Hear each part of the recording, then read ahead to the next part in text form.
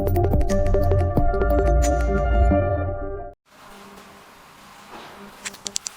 आज की क्लास में हम डिस्कस करेंगे अपना सबसे important chapter crash course series का, जो कि है आपका ट्रिग्नोमेट्री। ये इंपॉर्टेंट किस लिए है? इससे दो चैप्टर कनेक्टेड है। एक तो ये है जो कि आपका इंट्रोडक्शन टू ट्रिग्नोमेट्री, और दूसरा आपका होगा हाइट एंड डिस्टेंस। तो ये आपका लगभग ट्रिग्नोमेट्री बनेगा 12 से 13 नंबर का। इसे बहुत अच्छे से करना है हमें, और हम अपने पिछली क्लासेस में दो चैप्टर निपटा चुके हैं, जो कि आपका पॉलिनोमियल और दूसरा है आपका क्वाड्रेटिक इक्वेशंस। तो ये दोनों चैप्टर खत्म कर दिए हमने, और जो भी ये दोनों चैप्टर नहीं कर पाया अभी, पिछली क्लासेस को देखिए आप जाके, और फिर आप इस पे आइए ट्रिग्नोमेट्री पे, क्योंकि उन दोनों क्लासेस में अगर आप वो दोनों चैप्टर कर लेते हो तो आपके वहां से लगभग आपके 10 नंबर फिक्स हो जाएंगे कि 10 नंबर के क्वेश्चंस आपके होने लगेंगे। बाकी कुछ क्वेश्चंस होंगे वो धीरे धीरे अपलोड कर दिए जाएंगे। अभी फिलहाल में हम अपना अगला चैप्टर शुरू करते हैं, ट्रिग्नोमेट्री, जिस चैप्टर में बच्चों को बहुत ज्यादा डर लगता है, और इस चैप्टर में ऐसा कुछ भी नहीं है। अगर आप बेसिक से पढ़ते हैं, बिल्कुल बेसिक से, तो ये चैप्टर आपके लिए बहुत ही ईजी हो जाएगा। तो ट्रिग्नोमेट्री है क्या? अगर हम ट्रिग्नोमेट्री की बात करें तो ट्रिग्नोमेट्री ट्राइंगल किससे रिलेट करेगा? ट्राइंगल से। और कौन से ट्राइंगल से? राइट एंगल ट्राइंगल से। ट्रिग्नोमेट्री किससे रिलेट करेगा? ट्राइंगल से। अब हम मान लेते हैं ये ट्राइंगल है, ठीक है। तो ये आपका पूरा का पूरा चैप्टर डिपेंड करेगा इस राइट एंगल ट्राइंगल पे, और इसी राइट एंगल ट्राइंगल से हम पूरी की पूरी ट्रिग्नोमेट्री का इंट्रोडक्शन देख लेंगे, और इसी से ही हम हाइट एंड डिस्टेंस को भी खत्म करेंगे।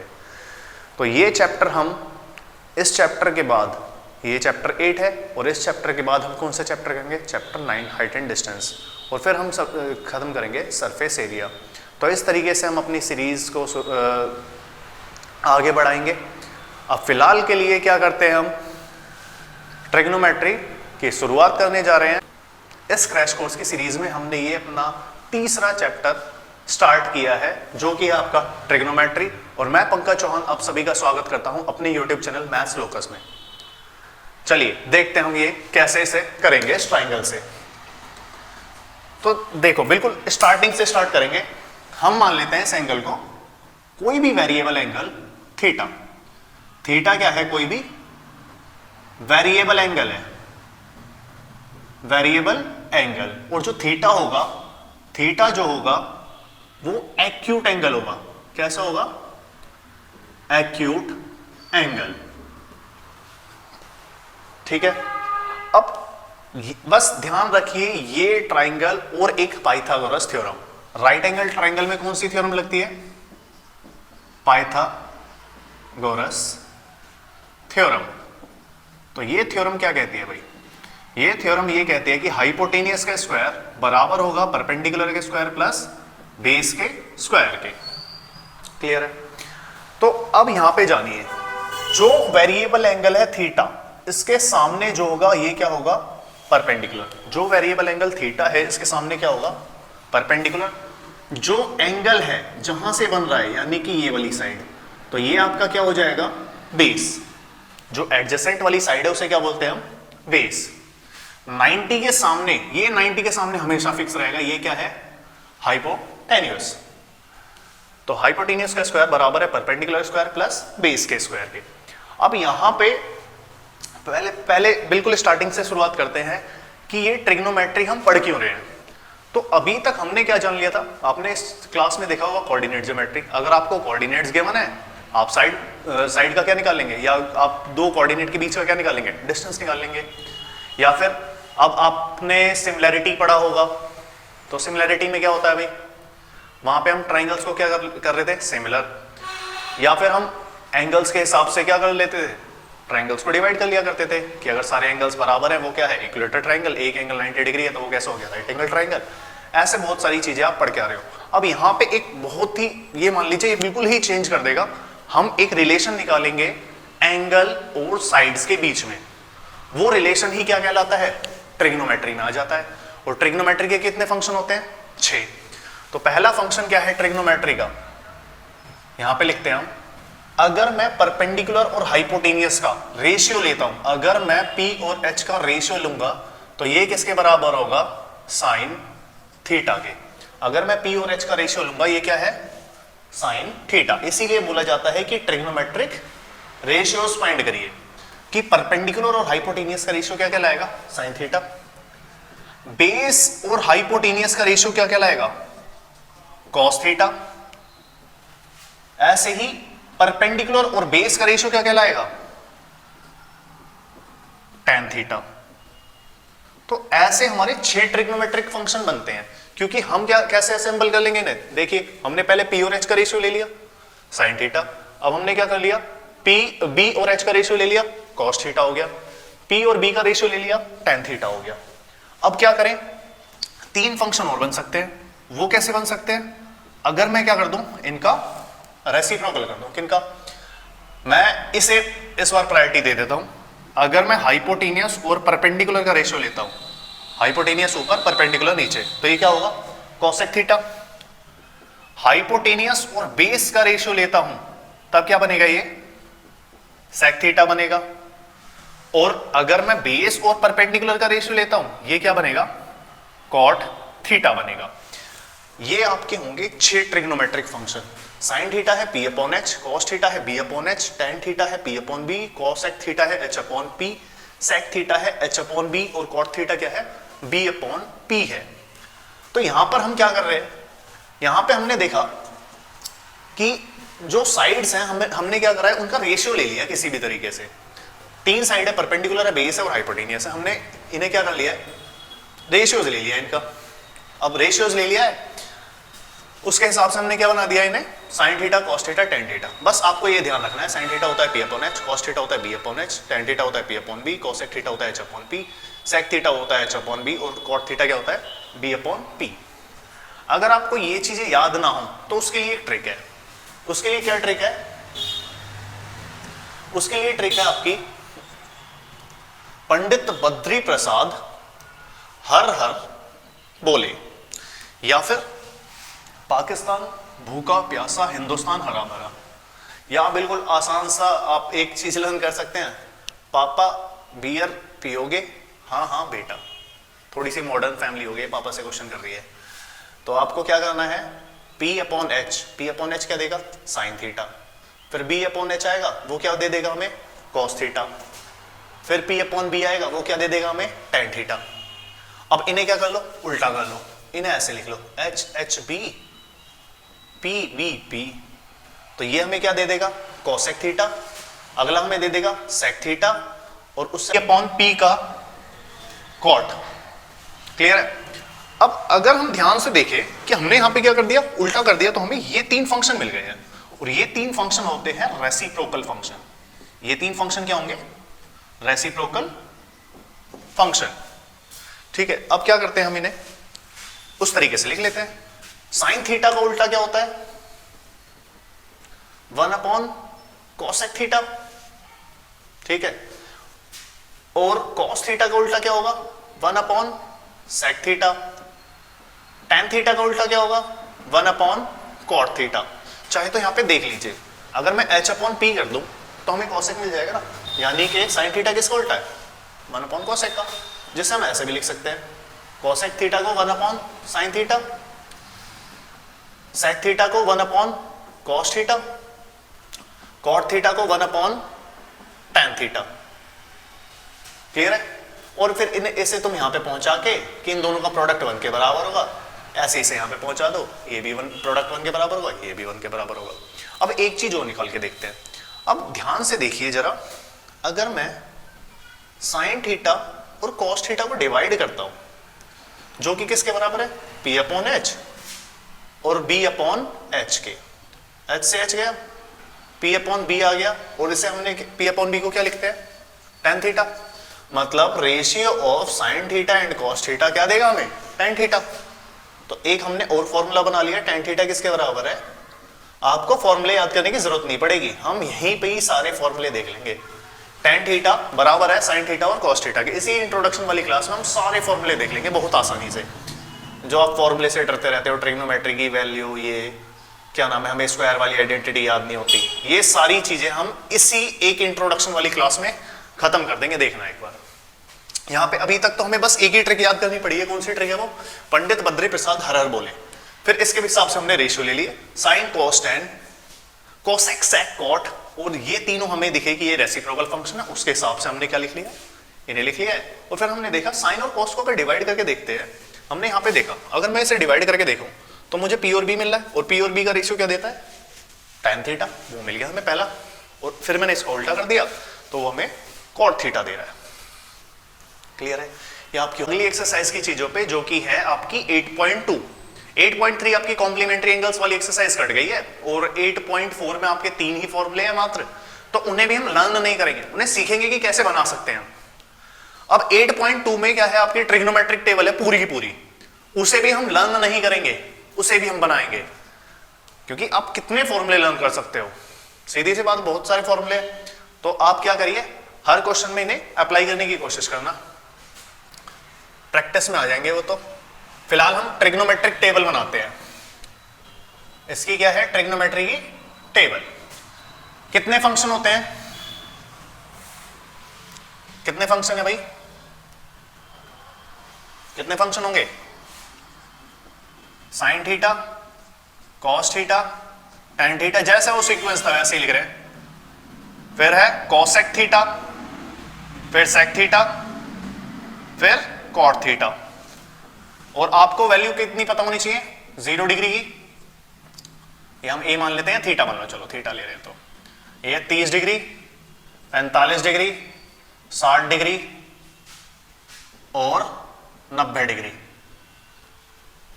फिर से लिखते हैं 0 degree, 30 degree, 60 degree, sorry 45 degree,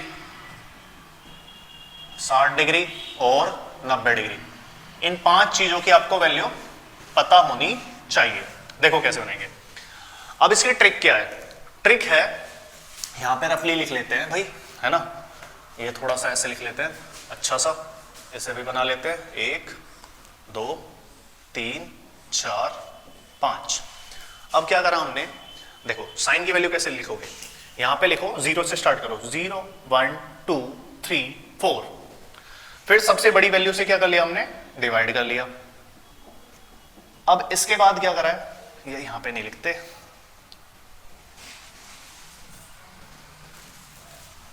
हम देख रहे हैं ट्रिग्नोमेट्री टेबल। अब देखो इसकी वैल्यू जानने के लिए हम क्या करेंगे, यहां पे हमने 1 लिखा 0 की जगह, यहां पे 1 0, यहां पे 1, यहां पे 2, यहां पे 3 और यहां पे 4। फिर जो सबसे बड़ी वैल्यू आ रही है उससे क्या कर लीजिए, आप इसे डिवाइड कर लीजिए। तो चलिए डिवाइड कर लिया, और क्या लगा दो, स्क्वायर रूट। अब बताओ 0.4 क्या होगा, सीधी सी बात है, क्या होगा, 0 होगा, और 0 का रूट 0। 1 का रूट क्या होता है 1, और 4 का रूट क्या होगा 2। इसे हम क्या लिख सकते हैं 1/2, 1 का रूट 1, इसका रूट 2, रूट 3 का 3, 4 का रूट 2, ये कट गया, 1 का रूट क्या होगा 1। तो हमने साइन की वैल्यू निकाल लिया, 0 पे 0 है, 1/2, 1/√2, 3/√2 और 1। अब इसे रख लीजिए, इसे यहां पे, इसे यहां पर, इसे यहां पर, इसे यहां पर, इसे यहीं पे रहने दो। tan थीटा क्या होता है, दोनों को डिवाइड कर लो, 0/1 0, 2 से 2 कट जाएगा, 1/√3, ये 1, 2 से 2 कट गया, √3, 1/0 नॉट डिफाइंड। कोसेक थीटा के लिए इसका उल्टा कर दो, नॉट डिफाइंड, 2 √2, 2/√3, और ये क्या हो गया 1। इसका उल्टा कर दो, 1 2/√3, √2, 2/1 नॉट डिफाइंड। अब cot थीटा का tan का उल्टा कर दो, नॉट डिफाइंड, √3, 1, 1/√3, और ये क्या हो गया 0। ऐसे हम इस टेबल को लर्न कर सकते हैं। अब देखिए जिसे समझ नहीं आया उसके लिए हम ध्यान से देखते हैं। ये तो जिसने पढ़ रखा है, जिसे टेबल लर्न नहीं हो रही उसके लिए था, जिसकी कैलकुलेशन अच्छी, हम जिसकी कैलकुलेशन अच्छी नहीं उसके लिए कैसे लर्न करना है। देखो हमने बहुत आराम से लिखा 0, फिर 1 इसके लिए, फिर 2, फिर 3, और फिर क्या लिखा है 4। सबसे बड़ी वैल्यू से क्या कर लिया हमने, डिवाइड कर लिया। इसे रब कर लेते हैं पहले ताकि अच्छा सा दिखे, सही है। 4 से क्या कर लिया, सबसे बड़ी वैल्यू से डिवाइड कर लिया। अब क्या कर लो, इसका स्क्वायर रूट। अब देखो 4 से 4 कट गया, 0/4 0, 0 का रूट, ये 1/2 आ जाएगा, ये 1/2 आ गया, 1 का रूट 1, √2 का रूट √2, ये √3 और 4 का रूट 2, 1 का रूट क्या हो जाएगा 1 ही होगा। देखो 0 का रूट 0, 1/2, 1/√2 √3/2 और ये क्या हो गया है 1। हमें टेबल लर्न करने की जरूरत नहीं है। अब क्या करा, इसे 0 की जगह देखो यहां पर रख दिया, ये 30 की जगह, ये 1/√2, ये √3/2 60 की जगह और ये 1 90 की जगह। ठीक है, ये हमारी हो गई है साइन की वैल्यू। अब कॉस की वैल्यू के लिए क्या करना है आपको, इसे इधर लाए, इसे इधर लाए, मतलब हमने क्या करा है, जो 0 वाली वैल्यू उसे 90 पे ले गए, 90 वाली वैल्यू को 0 पे ले आए, 1/2 इसे इधर ले आए और इसे यहां पे ले आए, इसे ऐसा का ऐसे ही नीचे लिख दिया। अब क्या करेंगे, अब हम 0/1 0/1 क्यों करा मैंने ये, मैं जानता हूं tan थीटा क्या होता है, sin theta upon cos theta, learn करने की अब उसको जरूरत ही नहीं पड़ेगी। तो सॉरी, इसे मैंने कहां अप्लाई करा है, यहां पे tan थीटा क्या है, sin theta upon cos theta, 0/1 क्या हो गया 0। अब देखो 2 से 2 कट जाएगा, 1/√3, कैसे 1/2 और √3/2, 2 से 2 कट गया, क्या आ गया ये 1/√3। ऐसे ये पूरा का पूरा इससे कट गया 1, 2 से 2 कट गया √3, 1/0। अब देखो 1/0 क्या होता है, क्या होता है 1/0, 0 का ऐसा टेबल पढ़िए कि 1 आ जाए। तो मेरे को तो ऐसा पता नहीं है भाई, 0 1 जा 0, 0 2 जा 0, 0 3 जा 0, मैं पहुंच ही नहीं पा रहा हूं इनफाइनाइट तक। मैं अगर 0 × 100 करूं तब भी 0 आ रहा है। तो मैं इसे क्या लिख रहा हूं, इनफाइनाइट, इनफाइनाइट टाइम्स पे क्या है कि इनफाइनाइट टाइम्स आ गया है, तब भी नहीं हो पा रहा है डिवाइड। तो 1/0 का मतलब क्या है, इंफिनिटी। तो इसे हमने क्या लिख दिया है, इंफिनिटी या फिर नॉट डिफाइंड। सही है।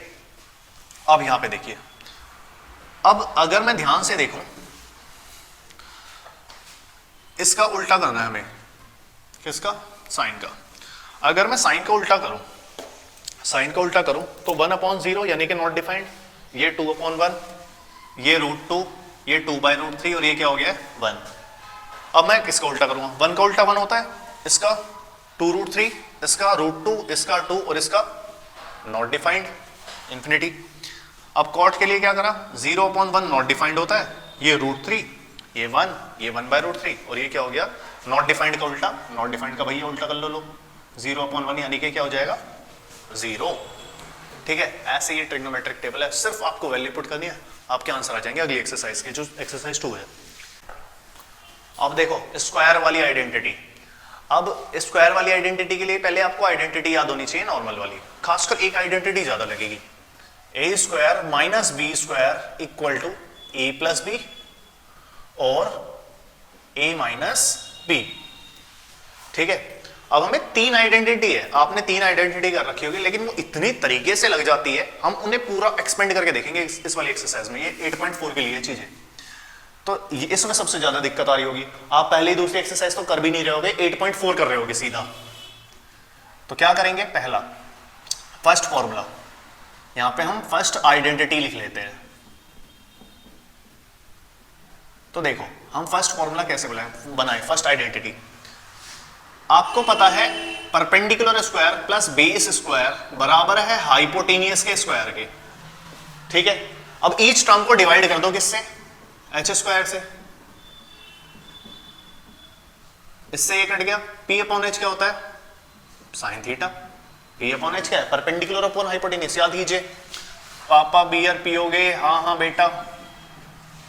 तो देखो p/h क्या है sin थीटा, तो ये क्या बन गया sin² थीटा प्लस b/h क्या है cos थीटा, यानी कि ये भी क्या बन जाएगा cos² थीटा = 1। ये आपकी पहली आइडेंटिटी है।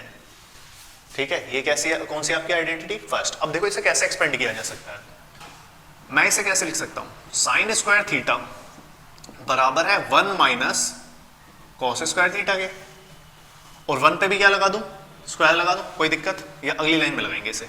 एक आपकी आइडेंटिटी ये बन गई। अब यहां क्या लिख सकता हूं मैं, sin² थीटा 1 का स्क्वायर माइनस cos² थीटा। अब देखो यहां पे a² - b² की आइडेंटिटी क्या है, a² - b², एक बार दोनों को प्लस में लिख लो बिना पावर के, और एक बार दोनों को माइनस में लिख लो, यानी इसे मैं ऐसे लिख सकता हूं 1 - cos थीटा 1 + cos थीटा। देखो इससे ज्यादा ये नहीं पूछेगा, आपकी ये बन जाएगी तीसरी आइडेंटिटी। क्लियर है। अब इसे और लिख लेते हैं ऐसे ही, cos स्क्वायर थीटा को मैं क्या लिख सकता हूं, 1 माइनस साइन स्क्वायर थीटा, तो ये हो गया।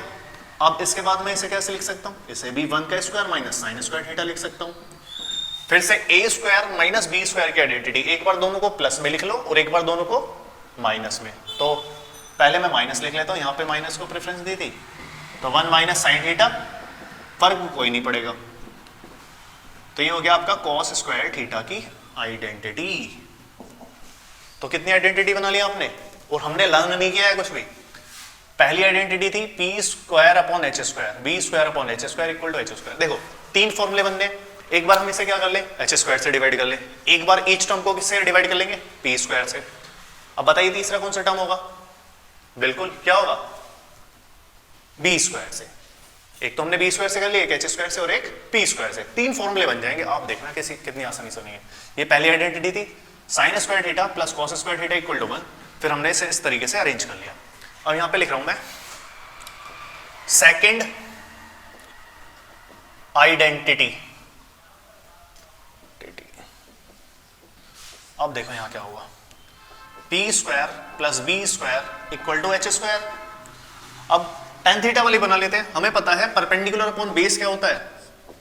ईच टर्म को मैं क्या किससे डिवाइड कर लूं, बी स्क्वायर से। बी स्क्वायर से बी स्क्वायर क्या, पी अपॉन बी क्या होता है, tan स्क्वायर थीटा प्लस में 1 equal to h upon b क्या है, देखो एच अपॉन बी, ये कॉस का उल्टा यानी कि क्या देगा हमें, सेक थीटा देगा। अगर नहीं है तो आपने अभी लिखा होगा, जितनी भी चीजें व्हाइट बोर्ड पे हो रही है आप उसे नोट डाउन जरूर करिए। तो आप देखिए उसमें क्या लिखा होगा, एच अपॉन बी को क्या लिखा है, सेक थीटा लिखा है, तो सेक स्क्वायर थीटा लिख दिया यहाँ पे। अब क्या करेंगे हम, 1 को यहीं रहने देते हैं भाई, तो यहीं आराम कर। इसे हम ऐसे लिख सकते हैं sec square theta minus tan square theta. वैसे तो हमारी ये पहली आइडेंटिटी बन गई है कि 1 plus tan square theta equal to sec square theta. दूसरी, इससे बहुत क्वेश्चन बनते हैं। दूसरी आइडेंटिटी क्या है, sec square theta minus tan square theta equal to 1। देखो वहां पे भी a square minus b square की आइडेंटिटी लगाई है, यहां पे भी लगा दो। क्या लिख सकते हैं इसे, एक बार दोनों को प्लस में लिख लें और एक बार दोनों को माइनस में लिख लें, तो क्या आ जाएगा, ये 1 के बराबर। ठीक है, तो यहां पे हमने दूसरी आइडेंटिटी देख ली। वो क्या है दूसरी आइडेंटिटी, दूसरी आइडेंटिटी देखिए क्या है, sec theta plus tan theta, sec theta minus tan theta. इसे हम 1 लिख सकते हैं। वैसे मेन पहली आइडेंटिटी जो आपकी बुक में दे रखी है, sine square theta plus cos square theta equal to 1। Second identity है tan square theta plus 1 equal to sec square theta. तो मेन तो ये है, और इसी से हमने इसे ऐसे बना लिया, tan को उधर भेज के sec square theta minus tan square theta, फिर एक बार दोनों को प्लस में लिख दिया इस फॉर्मूले के अकॉर्डिंग, और एक बार दोनों को माइनस में लिख दिया। इससे बहुत सारे क्वेश्चन बनेंगे। अब जरा तीसरी आइडेंटिटी भी देख लेते हैं। थर्ड आइडेंटिटी हम यहां लिखते हैं, थर्ड आइडेंटिटी। तो देखिए p square plus b square equal to h square है। अब हमने एच से भी डिवाइड कर लिया, बी से भी डिवाइड कर लिया, किससे डिवाइड करना है, बिल्कुल पी स्क्वायर से। तो पी स्क्वायर से डिवाइड करा, बी अपॉन पी क्या है, देखिए पंडित बद्री प्रसाद,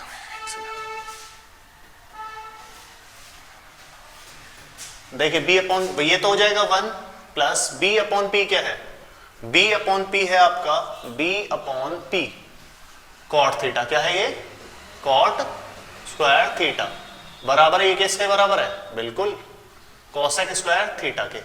तो ये आपकी बन गई है तीसरी आइडेंटिटी। अब इसे कैसे लिख सकते हैं, 1 equal to cosec square theta minus cot square theta. फिर इसे एक तरीके से और एक्सपेंड कर सकते हैं, एक बार दोनों को प्लस में और एक बार दोनों को माइनस में, थीटा माइनस कॉट थीटा। ये आ गए हैं आपके फॉर्मूले। कितने फॉर्मूले बन गए देखा, यहां पे देखिए पहला दूसरा, मतलब ये तीसरा फॉर्मूला है, मेन तीसरी आइडेंटिटी है। बन कितने गए, 3 इससे बन गए, ठीक है 3 इससे बन गए, 3 1 2 3 4 5 5 3 8 और 3 11। इन 11 फॉर्म में हम लिख सकते हैं इन्हें, और आप इन्हें सामने रख के करना, देखना प्रूविंग के एक भी क्वेश्चन ऐसा नहीं होगा जिसमें आपको प्रॉब्लम होने वाली है। तो ये हमारा इंट्रोडक्शन है किसका, ट्रिग्नोमेट्री का। अब छोटा सा इंट्रोडक्शन और देना है। इसी पहली एक्सरसाइज से, वहां पे अभी हमने क्या सीखे थे कि किस तरीके से हमें ट्रिग्नोमेट्रिक फंक्शन बनाने हैं। आप इन्हें नोट डाउन कीजिए।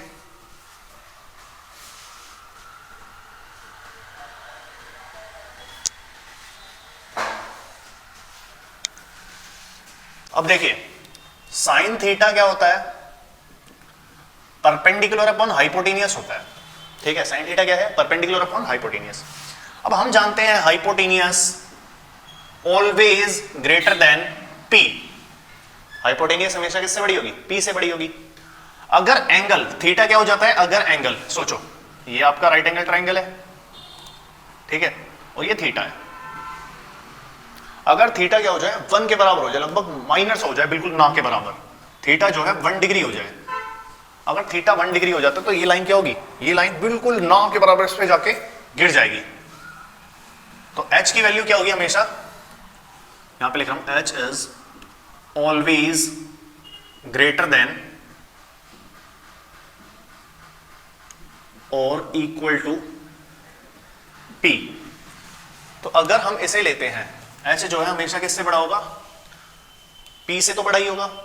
तो हम अगर 1/5 लिखते हैं, h जो है अगर बड़ा है हमेशा p से, अगर हमेशा बड़ा है p से या इक्वल है, तो ये इसकी मैक्सिमम वैल्यू क्या होगी, 0 से 90 डिग्री के बीच में मैक्सिमम वैल्यू इसकी, अगर ये बराबर हो जाता है ना के बराबर हो जाता, मतलब बराबर हो जाता है, बिल्कुल हल्का सा रह जाता है इक्वल होने से, तो इसकी मैक्सिमम वैल्यू होगी 1, ठीक है। मैक्सिमम वैल्यू क्या होगी 1, और मिनिमम वैल्यू क्या होगी कि परपेंडिकुलर क्या हो जाए, 0 हो जाए, क्या हो जाए 0, ठीक है। साइन थीटा की अगर हम मैक्सिमम वैल्यू निकालें, ये तो हमेशा डिनोमिनेटर क्या रहेगा, बड़ा रहेगा, तो डिनोमिनेटर बड़ा रहेगा तो इसकी मैक्सिमम वैल्यू 1, मिनिमम वैल्यू 0, और ये कह देंगे कि साइन थीटा जो है 0 से 90 डिग्री के लिए 1 से इक्वल या फिर 1 से छोटा होगा, 0 से बड़ा और 0 के इक्वल होगा साइन थीटा की value. Same for cos theta, cos theta भी क्या है, बेस अपॉन हाइपोटेनियस, और h क्या है, हमेशा ग्रेटर स्पेलिंग गलत हो गई, ग्रेटर देन और इक्वल टू b होगा, सही है। अब अगर ये चीज होती है तो इसकी मैक्सिमम वैल्यू भी क्या होगी, अब ये मैक्सिमम कब हो सकता है, देखो ये राइट एंगल ट्राइंगल है, ये थीटा है। अब अगर ये 0 डिग्री हो जाता है तो बेस और हाइपोटेनियस दोनों क्या हो जाएंगे, बराबर हो जाएंगे।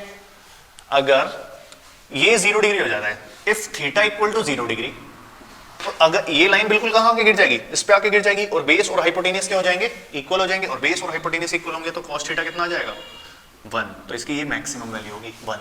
मिनिमम क्या होगी, ये कितना हो जाए 90 डिग्री हो जाए ऐसे, तो 90 अगर डिग्री हो जाता है 90 डिग्री, तो बताइए क्या होगा,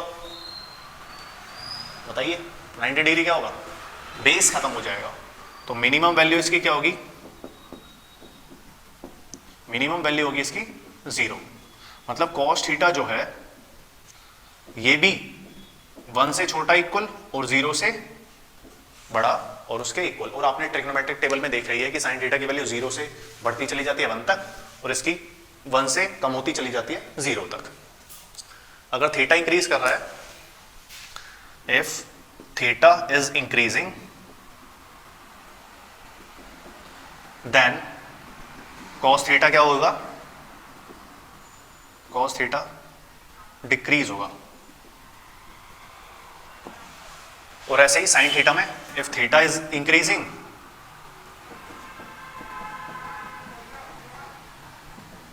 देन साइन थीटा